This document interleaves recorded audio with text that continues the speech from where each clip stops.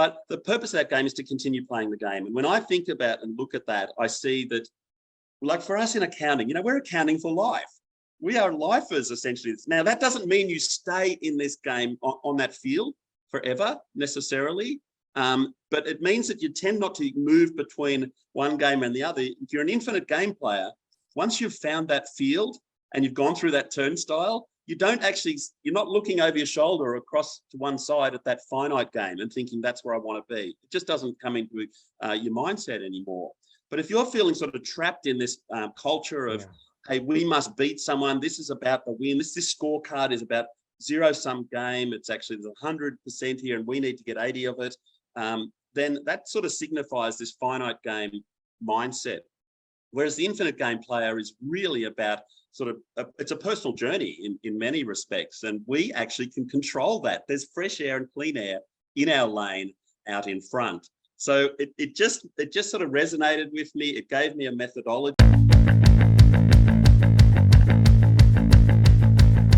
Welcome to AFO Wealth Management Forward, a podcast about finance, accounting, technology, and entrepreneurship. We apply our decades worth of experience and insight into what makes businesses work, so we can help others grow both personally and professionally. In this ever-evolving marketplace, we help accounting firms and financial advisors grow their practice through the adoption of holistic wealth management services. Learn from industry leaders and subject matter experts to unlock the secrets of their success. A podcast that shows people and companies the transformative power of technology so they don't fear it, but instead harness it. Don't fight the robots, team up with them. And here are your hosts, Rory Henry, Director of Business Development, and CEO Rob Santos of Arrowroot Family Office. Hello, everyone. Today, I'm joined by Diane Young, Managing Director and Partner at Arrowroot Family Office. Diane, I'm going to give you an intro. Diane has been a financial advisor for over 30 years. She's taught certified financial planning courses at NYU. She's a speaker, an author, and has been awarded as a 5-star wealth manager for the last 5 years. Diane, thank you for co-hosting with me today. Well, thanks for having me. All right. I am super excited about our guest. He is the founder of QA Business. He's a technologist, a small business enthusiast, a storyteller, a keynote speaker. He's educated over 20,000 small business owners, accountants, bookkeepers, and consultants over the course of 5 different decades. So without further ado, let me introduce our guest, Clayton Oates. Clayton, welcome to the show. G'day, Rory. Hi, Diane. Lovely to be here. Thanks so much for having us on the call. And 5 decades, man, that starts to, I'm older than dirt, I think, so. Well, I purposely did that, Clayton, because I know there's inflection points and decades are great to kind of piece things out. So, why don't we get started here? I know you got into the business in the late 80s at PwC. Did you roll up in your car blaring Whitesnake, hitting those journals and ledgers? Outstanding. Well, not far from it, actually. What a great place to start.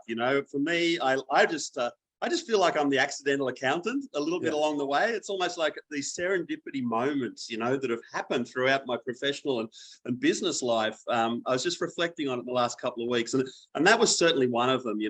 I went to university to learn how to learn about business. I ultimately wanted my own business. I sort of equated a straight line between business equals freedom. Obviously, we know the price of freedom is not free.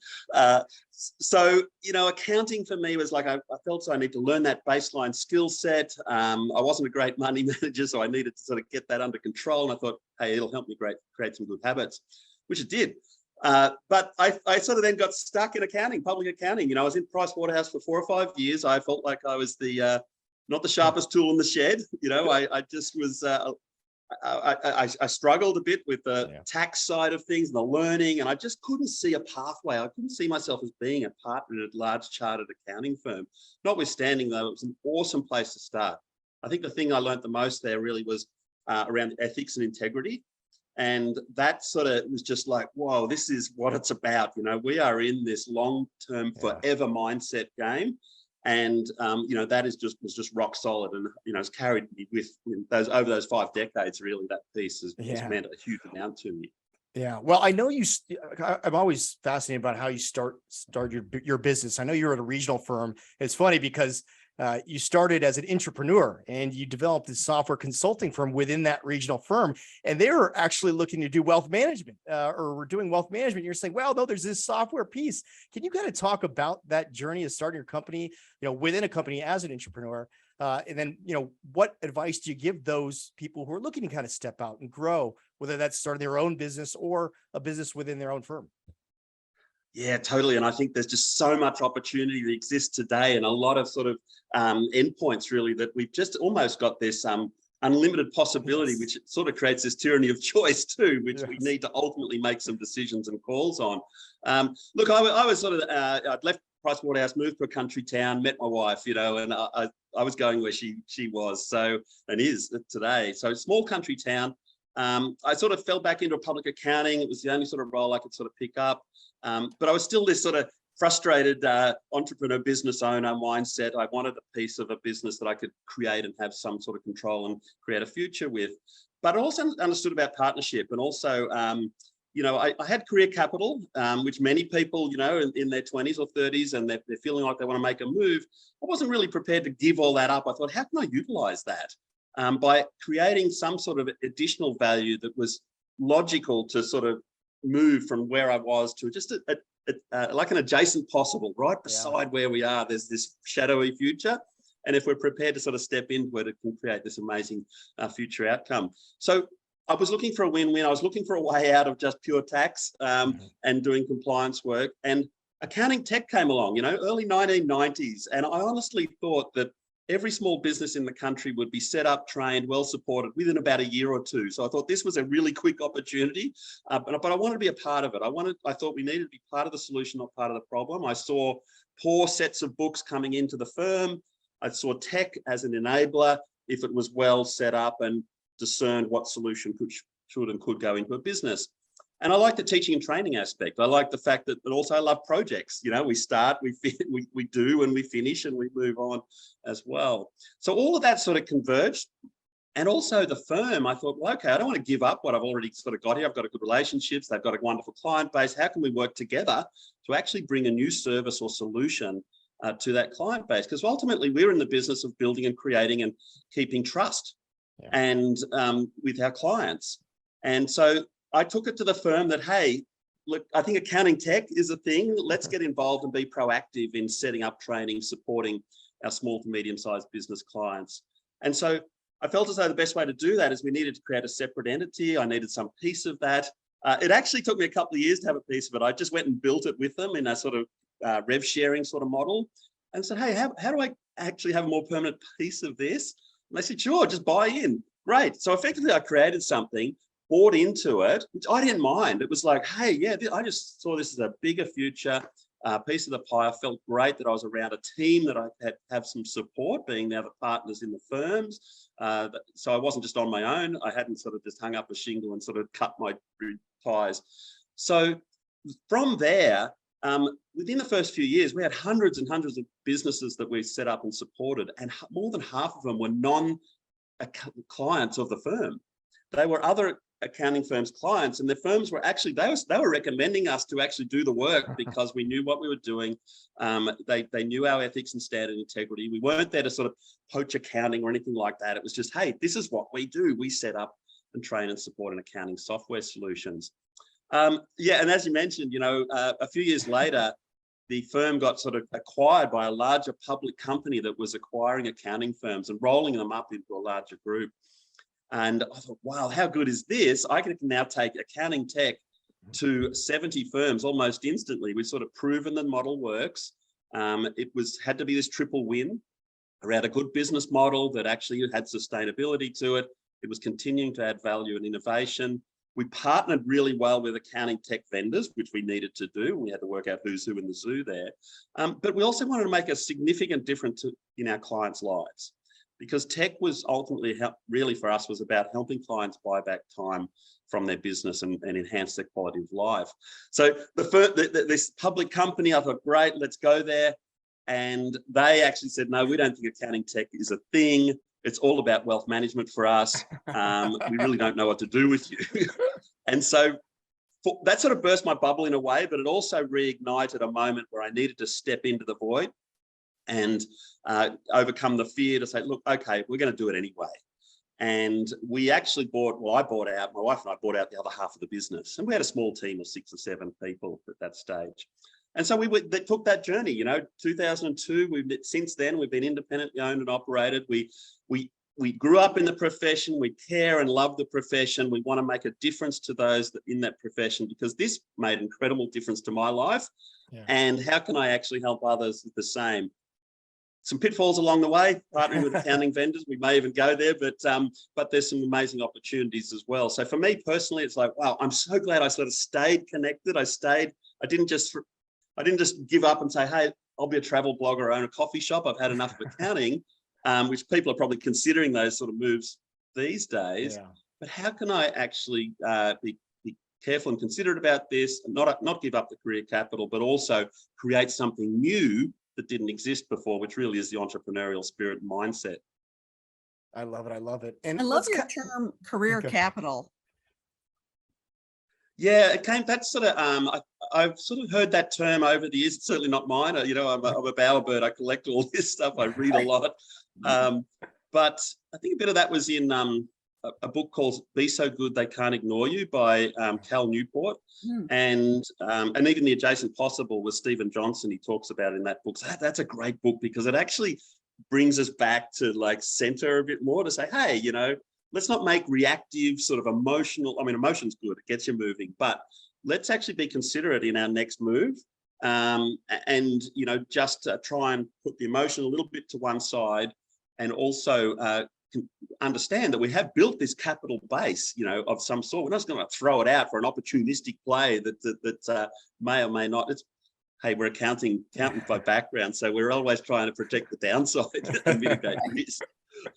And it works, over time, over distance, give it 10 or 20, 30 years with a path that you care about, you're passionate about, but also there's a purpose to it, and it's something that the world will reward you for by going in that path and direction, because it's needed and wanted, and there's a fair value exchange to be created. Yeah. Speaking of books, I know you're a big Simon Sinek fan, and I love the finite and infinite possibilities out there. And I just listened to him talk, Clayton, and he talked about how we need to change our values to verbs, which I thought was interesting. Many people talk about, we have integrity or innovation, and you really can't walk into somebody's offices and say, hey, give me a little more innovation today. You need to instead go in there and say, hey, we look at problems, from a different angle, which I thought was fascinating. But I would love to hear your talk and give our audience, what you know about Simon Sinek and the infinite and finite out there. Yeah, and it probably didn't start out with Simon. I'm obviously like the business journey really started out right back Michael Gerber with the E-Myth, building a business of the system. But Simon sort of brought this heart to it. It was a heart connection. It was a human connection. And the start with why, of course, and look, I'd sort of been listening to people talking about this, whether it's mentors in business or people I admire and respect. And it's like trying to sort of tease out those gems that. And often when people are incredibly successful, what they do, they tend to perhaps even get this thought around an imposter syndrome. It's almost like, hey, I know nothing. The more I know that I know nothing. So it's sort of, sometimes you've got to be really have your radar on and be open to hearing, when the student is ready, the teacher appears type approach. So for me, it was like, okay, why are we doing this? And look, we've got 2 whys really. I think, we've got our real deep personal why. And sometimes we put that to one side, because often we sort of try and put the business layer over the top of it. Yeah. Oh yeah, I'm here to help clients generate X revenue or X return or whatever. Well, yeah, sure, that's an important why we're doing. But what is your genuine deep down reason for being? Actually getting out of bed each day, and look, some of this just comes through sheer discipline and forming habits, So Simon Sinek to me just brought that like aha moment of like, I can actually tangibly change my life and my family's future by actually helping others and bringing value and adding value to their day and their lives. And for us, it was like helping them buy back time in their life. What was the one thing that we just aren't making more of? And that's that time in every day. And then I suppose, I obviously kept watching his videos, and it was always whatever's new from him, I'd love to hear and read about. And then the finite and infinite game piece was interesting. You know, the infinite game is sort of a relatively new book that he's created. I'd actually heard that term. Mark Andreessen from Andreessen Horowitz, or founder of Netscape. I saw him speak at a conference in San Jose, and he actually talked about how do you determine which founder you're going to back. Yeah. And he sort of said, well, I try to work out which game they're playing. And I'm thinking, whoa, okay, what is this that you speak of? And is it a finite game or an infinite game? And he referenced a book by James Cass written in the 80s called Finite and Infinite Games. And Simon's done an amazing job of articulating that, bringing that to the business world and ourselves sort of more sort of corporate environment and business, and relating it to business. So really, I'd highly recommend reading both. It gets a bit esoteric, the James Cass one, but it's a great foundation. And essentially what it did for me is gave me some clarity around a lens to look through, a methodology of filtering. You know, why is it? And this sort of bugged me for decades, really, is why is it that some partnerships and relationships last what seem like a lifetime and plausibly do, whereas others just fall apart in very challenging circumstances and end badly? You know, and that could be in business, it could be partnerships and relationships we have with tech vendors, for example. I've lived that world for a long time. Why do some of these not only survive but thrive? And why do some others just go, you know what, we can't continue with this because they're totally incongruent with our values? And so Simon sort of put this filter and lens to look at that through. And it's like, there are two games in town. One's finite and one's infinite. And I sort of had always that mindset of abundance mindset, or, you know, boundless thinking and so forth. That was a curated, cultivated mindset. But he actually made it so clear for me, because when you think about, when he sort of articulates, you know, the finite game, the purpose of that game is actually to end the game, you know, to beat the opposition, to grind out your opposition, to either take them over or just help make them run out of oxygen. You know, you survive longer than them, which we possibly all think, oh, that's just the game of life. No, there's another game in town. And it seems like we're trained off that. We're brought up with that, you know, all the sports games, everything has an ending, a winner. So it seems like it's ingrained in our human nature. But I think what Simon beautifully does, he talks about this infinite game. Totally. And you know, some of it is cultural too, you know, in the worlds in which we just sort of were born into.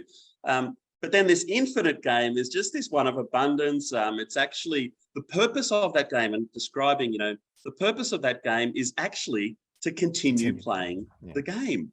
And so therefore it does, you encourage more entrants. You know, you think of the schoolyard playground. I'm sure there's going to be some tiffs and people are going to have some different perspectives on expectations around that. But the purpose of that game is to continue playing the game. And when I think about and look at that, I see that, like for us in accounting, you know, we're accounting for life. We are lifers, essentially. Now, that doesn't mean you stay in this game on that field forever, necessarily. But it means that you tend not to move between one game and the other. If you're an infinite game player, once you've found that field and you've gone through that turnstile, you're not looking over your shoulder or across to one side at that finite game and thinking that's where I want to be. It just doesn't come into your mindset anymore. But if you're feeling sort of trapped in this culture of, hey, we must beat someone, this is about the win, this scorecard is about zero-sum game, it's actually there's 100% here and we need to get 80 of it, then that sort of signifies this finite game mindset. Whereas the infinite game player is really about it's a personal journey in many respects, and we actually can control that. There's fresh air and clean air in our lane out in front. So it just sort of resonated with me. It gave me a methodology to actually look through either existing and future relationships, or be it clients. And we've all had this where we've had to finish a client relationship because of either an ethical issue occurred. You know, they weren't congruent. There was a misalignment of values. And so this sort of explains, you know, on the way in, can we determine that we are actually both playing the same game, which actually gives us a greater chance to actually, because we're just thinking abundance and continual improvement and growth. I haven't had a chance to read this book, so I'm going to read it, but I've experienced it in my work life a lot, especially when I was at the large corporations early in my career. And that it just was always baffling to me of I must crush my opponents. And I'm like, it's a client, you know, like, what are you trying to do here? So that's interesting, that's a real mindset. And, it's, yeah, we see it all the time. And I'm like, gee, we could all be happy here. Why don't we just try to get along? Yeah, well, and that's not to say that the finite game players aren't necessarily happy, because that's their natural being, Right. existence. They're very happy. So yeah, they are happy. This is I'm just not sure they should be doing fiduciary-based financial planning. Exactly. There's plenty of cars out there to be sold. Yeah. And, I look in the accounting tech world, this relationship for us, the tech vendor community was an integral part for us to team up and buddy up and partner with for the betterment of the client. If we weren't sort of part of this game together, then we were sort of missing out on this sort of better together sort of mindset. And the reality is, though, over 30 years, we've had several partner relationships with tech companies that we've had to sort of finish on ethical grounds, on things that we felt as though they've actually broken trust with us and our profession in some areas. And we're still seeing this again today. It's continuing to play out. And it's generally because the finite game players are trying to coexist with the infinite game players. And that coexists, those tram lines just won't ever meet. And somewhere along the lines, something's going to happen where we either need to make the call, or the other partner will make a call that will be quite unnerving for us and rattle our cage a bit, because it's like we just didn't see that coming because we're playing two separate games. How would a business owner, an accounting firm, see these signs that this might... How do you identify the finite, Clayton? How do you identify the finite infinite game players? Yeah, and look, this is a great question, because how can you actually spot these warning signs on the way in? I look at when we interview vendors, for example, as to who we're going to partner with, because this is a back-to-back relationship with our clients. And so we need to know they're going to back us up, and that we're all in it for the right reasons. And so when we see, software companies, for example, have this mindset of we are the platform, it's our data, it's not your data. It's like we're creating like data is the new oil, right? For some people who view the world as that. Other people will view data as the new water. It gives life. Whereas other thing, I want to tap this thing, I want to contain it, I want to store it, I want to distribute it in a way that actually makes financial sense to me. So there's that mindset. There's also scorecards that we keep, I suppose, around if you've got this really strong view of, hey, I got to get rid of the competition so that I can actually win, the competition is really only there for us to play fair in terms of our values. So that mindset, when you start seeing people really focusing on that scorecard about market share, and what if you double the size of the pie, and you had the same amount, you've actually doubled, of course, the value that you're receiving in just natural course. So you'll probably feel it. It's probably more a feeling as well as like, gee, someone's asked me to do something that's a little bit off center here. I would say just you need to bring that up, confidently, to say, hey, that doesn't sit right with me. It may be just because we've had an upbringing that sort of has tainted our view of that moment, or it could genuinely be eating away at our core. And eventually we'll have, that people just move, those exit interviews of, hey, why did you leave the firm? It's like, well, I couldn't quite put my finger on, this wasn't something right there. I just didn't feel as though it was me. Those sorts of things tend to sign that we are in a game that's incongruent with us, finite versus the infinite game, if you're an infinite game player. Yeah. I always talk about the paradox of choice, the Cheesecake Factory problem. I don't know if you have the Cheesecake Factory down there, Clayton. I have visited in America. Wait, do I get tacos? Do I get meatloaf? Do I get pasta? There's so many apps out there, and you advise firms on technology adoption. How do you really sift through all the apps, all the technologies out there, and what do you do when you advise those accounting firms on adopting new technology? Yeah, well, there's probably a couple of parts to this. If you're adopting, there's tech for your firm, and there's also tech for your clients. Yeah, so internal and external, right? Yeah. And some of those apps are crossover apps. I would view them as where we can use them internally, but also if we get to know and like and trust that business, and we get skilled, we have a domain expertise in that solution, hey, we could also recommend this to our clients because we've done some heavy lifting and learning that we can leverage off. So they're always good to look at. I think you've got to actually discern what is it that the challenge that you're trying to solve? What's the problem you're trying to solve here? Clearly, I see a lot of people actually just buy software or implement software off the back of maybe a peer recommendation, maybe a marketing campaign, just getting us to buy. And that's just the start of it. In fact, that should be the end of it, because we should be doing a proper scoping and review in the first place and determining, okay, what is the challenges we're facing right now? What are the things that we're actually trying to solve for? Have we done our due diligence in interviewing the vendor to try and determine, are we on this, especially if we're going to partner with them, are we on the same game here? If it's just a transaction, finite infinite game probably doesn't come into it too much. Although, having said that, you will soon find out down the track, oh, well, they're not my support. I'm not getting support after the transactions happen. I'm not really feeling as though there's a future support and connection here. So you are just seen as a transaction, typical of a finite game type mindset.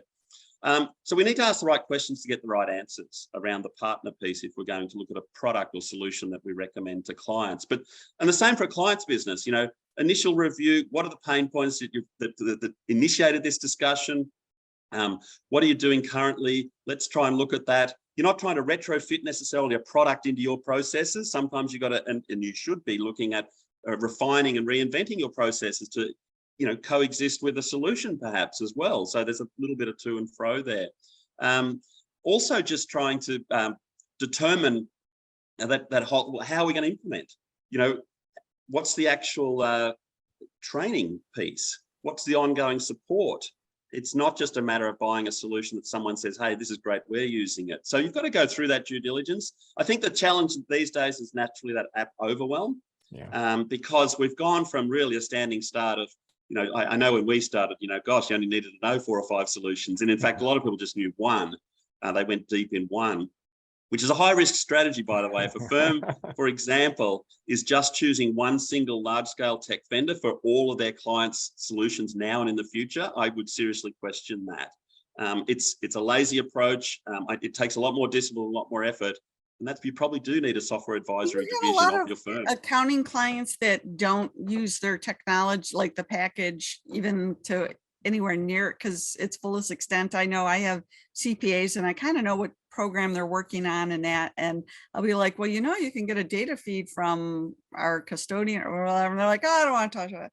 I'd rather manually enter all this in. I'm like, oh, okay. So what is the resistance there to some people, some firms to actually adopting these things? Change, it's going to involve change. So there's naturally going to be resistance, and sometimes we can accelerate, we can sort of amplify that resistance by not calling for engagement, not enabling engagement right from the start for the end users. We tend to come in over the top and say, hey, we're going to out with this old, in with this new. And I've seen this in the large scale tech vendor space. There's been this churn. I look at partners that partner with particular vendors, and you hear words like, oh, I love them, they love me. And then suddenly they fall out of favor because you were playing 2 different games. And now it's like, oh, I'm changing all my clients to this product just because I no longer have a relationship with that vendor. So we've got to be sort of discern a bit more as to what's appropriate for the client. So that change management, it's change leadership really that needs to occur in there. And so actually getting people on board, keep helping them feel involved in the process, but also having that clear reference point of that review scoping document that we're actually referring back to for our outcomes. Because a lot of this just runs a course to a point and gets sort of, we're 50% there. The latent potential in that extra 20, 30% utilization of a solution can actually just make an incredible difference to the effectiveness that you receive from putting that solution in. And also caution over efficiency over effectiveness. Watch that. Don't just put it in for the sake of it. And interview the vendor, interview their current users, interview their current partners. What have you found actually by putting this solution into clients' businesses? So is that something your firm does, is work with the accounting firm to help them set up the training, implementation, or maybe even interview a lot of the staff to find out what they actually need? Because I would probably find myself as a leader, especially when I had my own firm before I merged with Arrowroot, I go to a conference, see someone at a vendor table and like, wow, that's groovy. Let me sign up. And, the rest of the team's like, oh, like if you come back with one more piece of software, I'm going to kill you.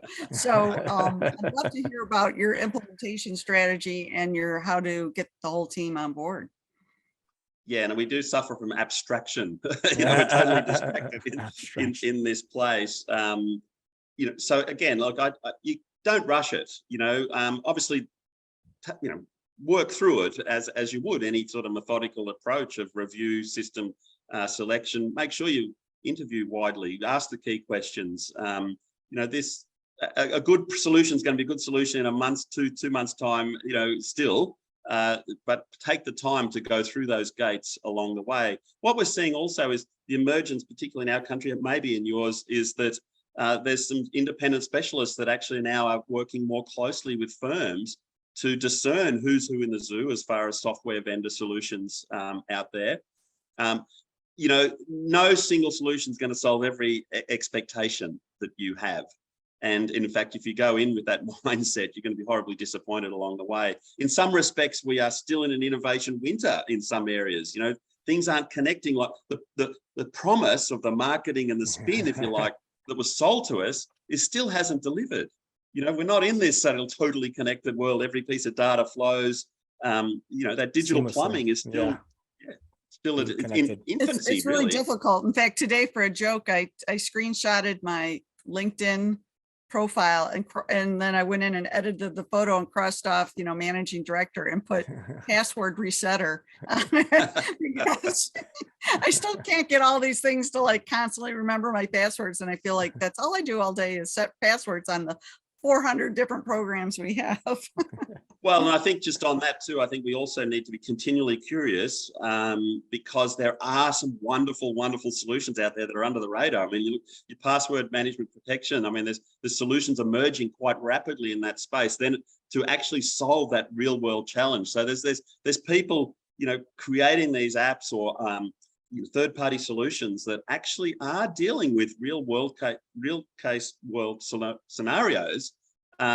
We just may not know of them just yet because they haven't had the big. Because it's gotten a lot better, but the reason it actually got better is our firm kind of like, hey, use this tool, and I was like, okay, and I thought I was using it, and then I walked in on like an intern, and the intern was the way I was like, oh, is that how we're supposed to use it?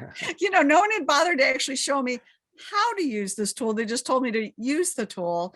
And so my life has improved greatly since I saw the 20-year-old use it.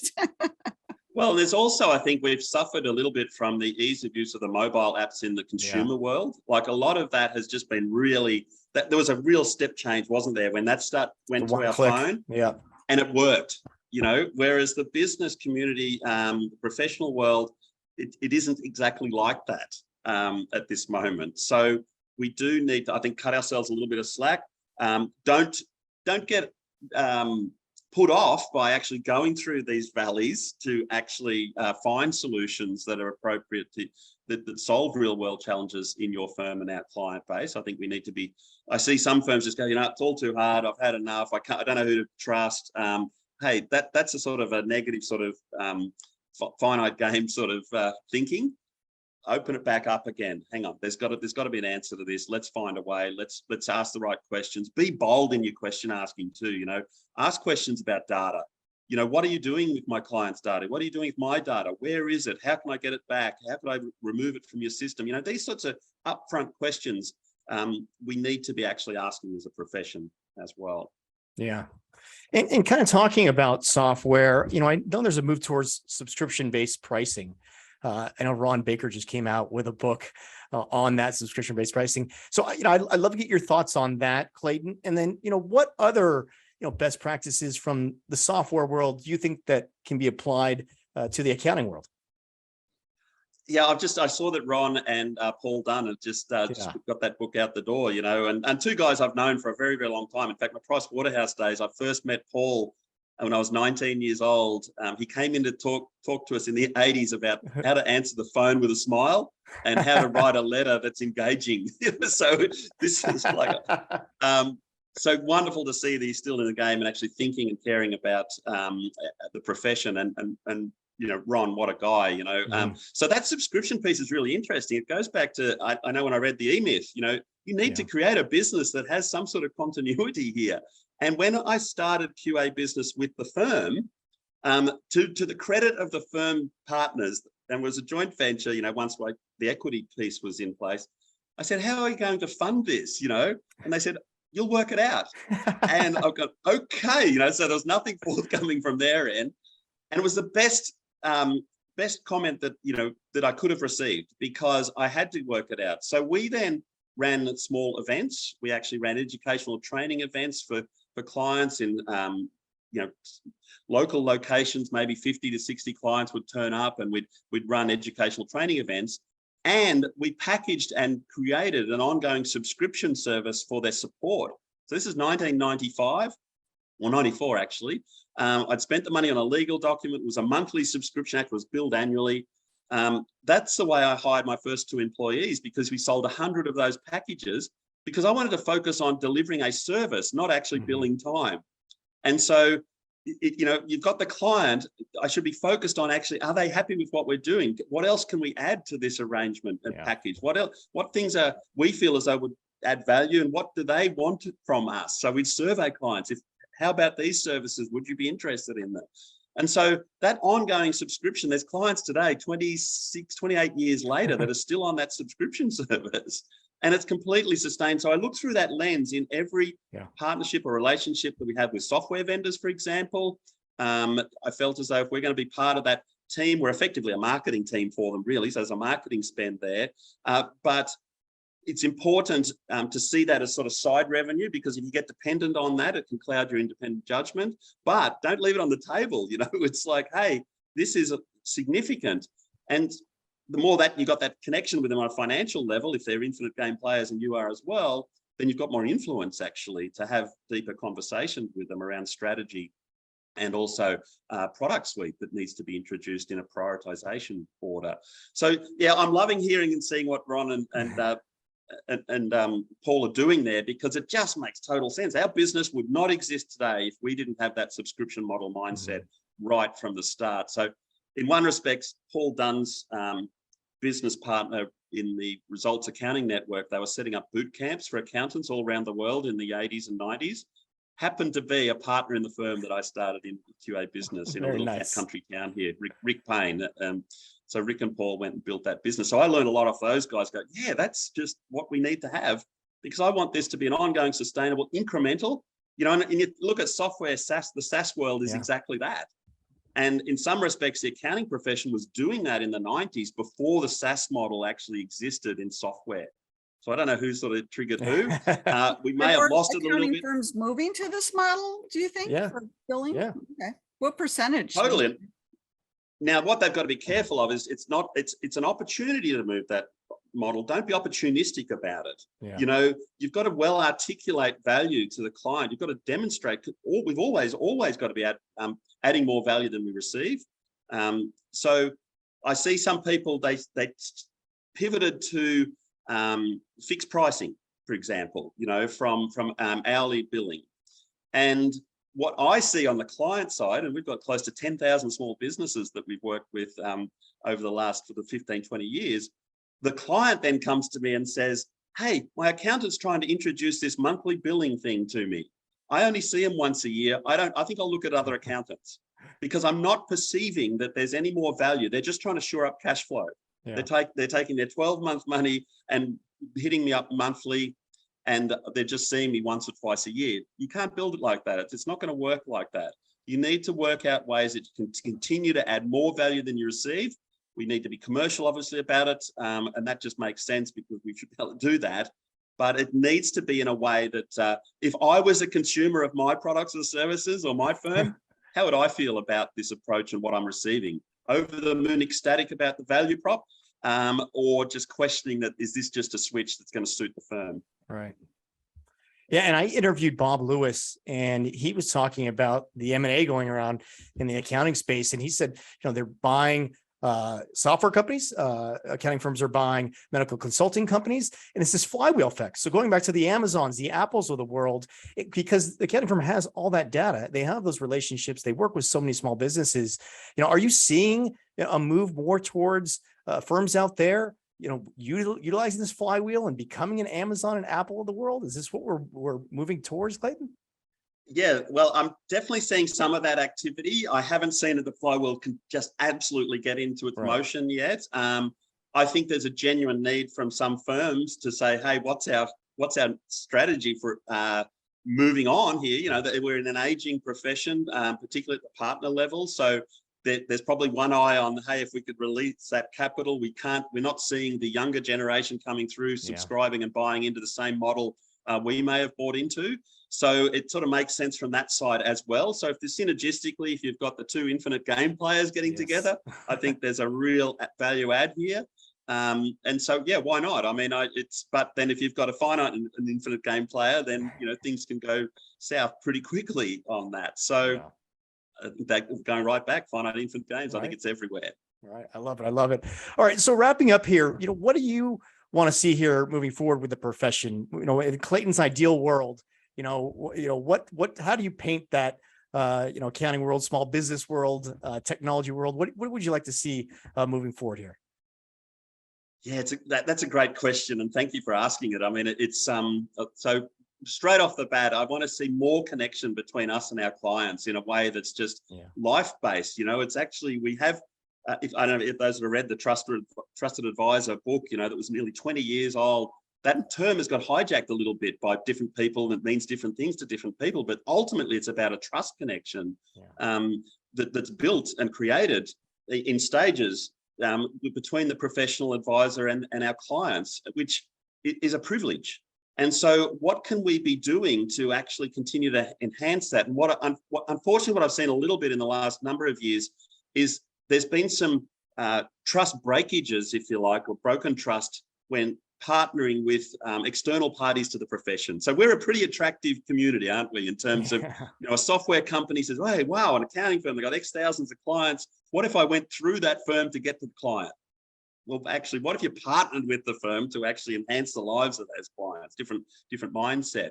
So I think we've actually, through experience, have experienced some failures in those partnership relationship models, which has caused inertia. And people aren't necessarily talking about this, but they're showing it through inaction.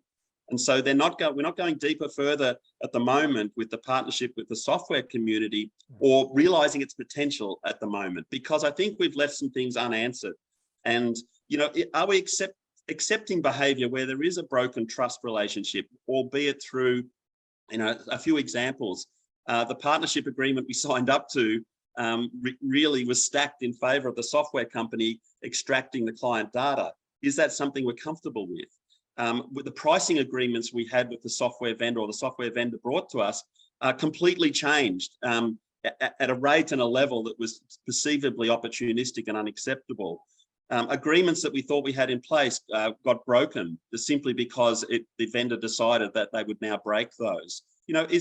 Our data, do we know that our client data is not being utilized for profit by the software vendor? And I'm not saying necessarily you can't do that. I'm saying, do we have awareness? Have we asked the right questions? Because we have got pure transparency. And right at the moment, I can't say hand on heart that we do have that in all these vendor relationships. We've got a partnership agreement that the vendor puts under our nose and we sign, but what are we putting back to them? Yeah. Have we got an ethical standard when it comes to working with third-party vendors? Because ultimately, this will either enhance or threaten our client relationship. And so unless we get this right, and we just haven't got it at the moment. So I want to see us move forward in terms of creating this nice, clean conduit pathway forward for us in a really transparent, open way. And some it'll actually block some partnerships because it just says, well, hey, this doesn't work for us, or go over there. There's the Finite game team. Go enjoy it with those guys. So I want to see that just blockage get cleared, because there's just so much latent potential sitting in this better together approach that I think we should be having. And also, just I suppose, a philosophy I've always had is, when one of these challenges come up, I see people, and I've known friends over the last 30 years that have just really thrown the towel in after one of these disappointing, unmet expectation moments, and they get really bitter. Well, the reality is we have a choice, to respond to any situation that happens in our life, in our business. We can choose. We have 100% control over our choice, and we can choose to get bitter or better, and choose better, because that is absolutely your choice to actually create a better future. I love it. Choose better, and let's get more infinite game players, Clayton. Outstanding. Thank you so much for coming on. If someone wants to get in contact with you, Clayton, what's the best way to do so? You'll come visit in Australia. Right, I'm coming. So, we'd love to host anyone who'd love to come down. February. All right, do it, Diane. Look, on Twitter, Clayton_Oates, Oates, on LinkedIn. Feel free to reach out if there's anyone wants to have a chat about any aspect of this. This profession has actually changed my family's lives, and I would just love to help others do the same. You're awesome.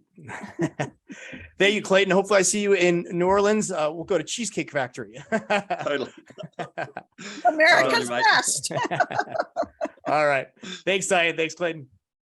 Thanks, Rory. Thanks, Diane. Hey, thanks for having us on the call. Have a great day.